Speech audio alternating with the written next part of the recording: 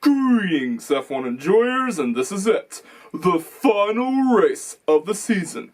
Who will be crowned champion this year? Well, let's find out. The final F1 race of 2025 begins with the formation lap to get to the grid, and Verstappen and the McLaren boys bowing for the lead. Verstappen manages to clear both of them. Leclerc holds off Alonso, who tried to get past him. Piastri got past his teammate Norris for second, which is impressive considering that Piastri has hearts. DRS is now enabled, and this is the final race to use it, as it is going to be replaced by the new X and Z mode for 2026. Hamilton gets noted by the stewards for leaving the track and gaining an advantage. Hamilton and Bierman bow for 12th. Russell manages to get past Alonso for 5th. While Leclerc bows Norris for 3rd, Hamilton gets past Bierman for 12th. So far, not much is going on. Hulkenberg is first to come down to pit road, and next to join in are Hamilton and Albon. Holy crapper, Hulkenberg has the fastest lap of the race, which is crazy considering that Sauber is a midfielder. And they're not going to be racing next year because they're going to be Audi next year. And Behrman and Lawson are noted by the stewards for erratic driving. Again, nothing gets by the stewards.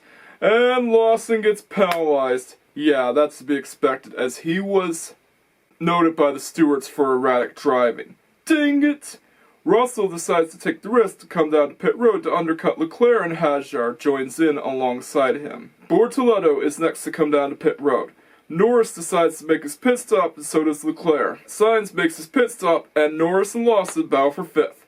Norris manages to pull away. Norris is now in 4th. Norris goes off track and overtakes Tsunoda. Yeah, that was a really dangerous incident right here. Norris and Tsunoda are noted by the stewards because of this. Yeah, like, Tsunoda tried to force Norris off track. That is bad. Verstappen makes his pit stop. Tsunoda gets penalized for changing direction and trying to force Norris off track. Yet Norris gets no penalty.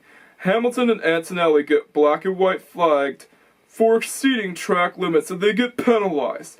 Dang it! Hamilton makes his pit stop. Tsunoda is next to come down to pit road, and Antonelli joins it alongside. Also, Tsunoda had the service penalty. Albon gets noted by the stewards for going too fast on pit road. Again! Leclerc makes another pit stop while Verstappen is getting closer and closer to Piastri, who still hasn't pitted in. Norris is next to make his second pit stop. Holy crapper! Verstappen got past Piastri for the lead. Piastri also finally made his pit stop. Took him long enough. Verstappen continues to lead, and Leclerc is trying his best to take third away from Norris, but he can't get past him though because Norris will just pull away. Hulkenberg gets past Albon. Sainz gets noted by the stewards for an incident. On the final lap, Verstappen continues to lead. But Norris will still win the championship, and just like that, Verstappen wins the race, but not the championship. The race gets an 8 out of 10. Yeah, it's a great championship finale. It would have gotten a 9 out of 10 had Verstappen won the championship, but it's still a good race though. A lot better than NASCAR's championship finale. But anyways, with 2026 on the way, there will be a new set of regulations, and it will be difficult for drivers to adapt to new regulations. Gone will be DRS, and in will be X and Z mode. And in will be Cadillac. And guess who's driving for Cadillac next year? Yep, Sergio Perez and Valtteri Bottas. Also, Red Bull will be switching to Ford, meaning that it will be hard for Verstappen to adapt to a new power plant.